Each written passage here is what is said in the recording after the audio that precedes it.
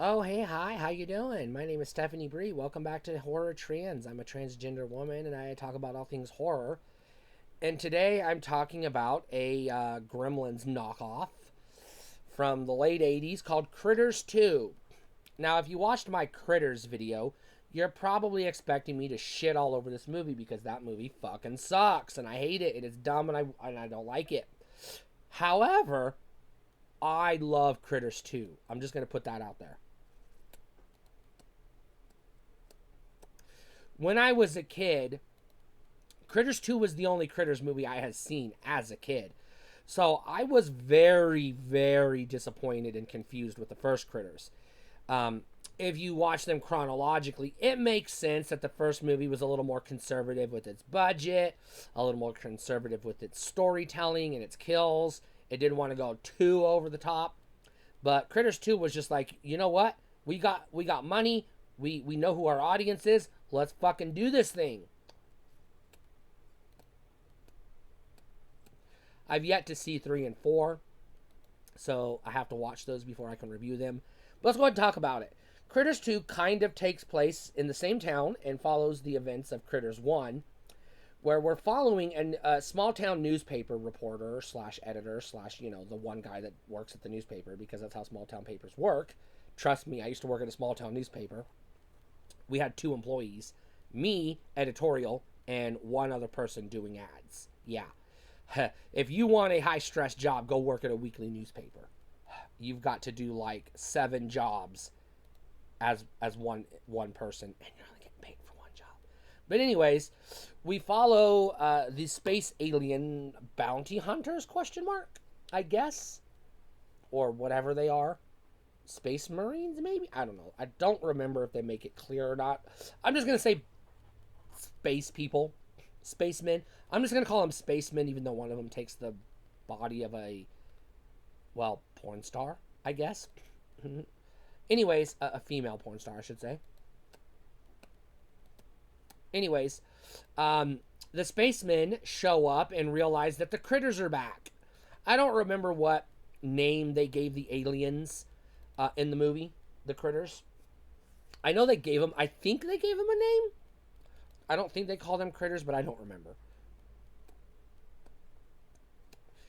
But we do get the spacemen are back, and or I'll just say aliens, I guess, to be fair. The aliens are, well, because the critters are aliens too. I'm just gonna stick with spacemen for now. So they come back and hunt the critters, and we get a really cool aliens in the town montage. Doing the thing that they do, which I like the spacemen pretending to be humans in this movie better than in the first movie, because it was too Starman for me, and I do not like Starman. This one is more like I don't even have a comparison. It's just fucking better. It's just it is. Uh, Way more and way better kills in this movie, but really, you're here for you got the diner scene. Is it a diner? I'm gonna say diner. You got the diner scene, which is ripping off the Gremlins bar scene, which is pretty cool. And then you've got the giant ball of critters, Indiana Jonesing around town, ripping people to shreds, which is pretty fucking awesome. Which is the thing that sticks out in my mind from this movie as a kid. There's a possibility I saw Critters 3 as a kid because I think I do remember watching one with the giant talking critter, which I believe is in Critters 3, but don't quote me on that because it could just be an image I remember from like other movies that reference it. But I kind of vaguely remember watching it, but I don't remember it. So I have to rewatch it or watch it before I can talk about it. But Critters 2 is a lot of fucking fun. It's very possible this is the only good one in the franchise, but it is at least a good movie. And I think it does a really good job, showing how dangerous the critters are, while also how easy to kill they are. Because they're not hard to kill.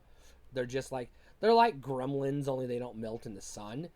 So they're a little harder to kill than gremlins, but it's still a fun movie. Obviously, I love Gremlins more than this, which is why I refer to it as a knockoff. Because it is. Critters is absolutely a Gremlins knockoff.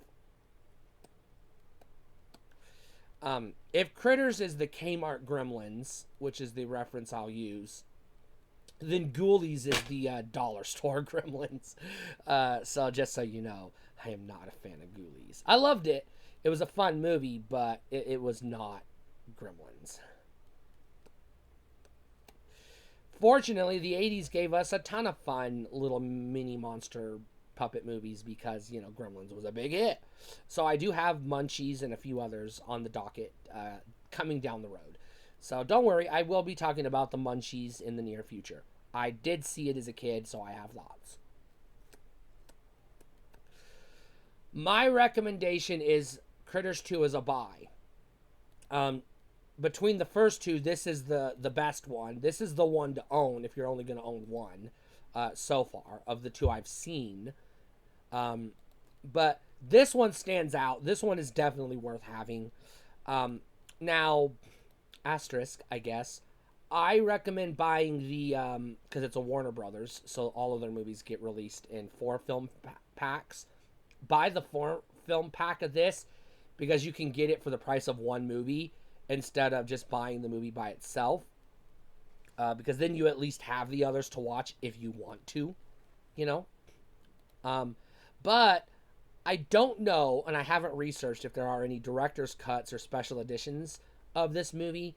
So, as always, check those out if they exist, but you're going to do your own research because this isn't a DVD review channel because I don't do that.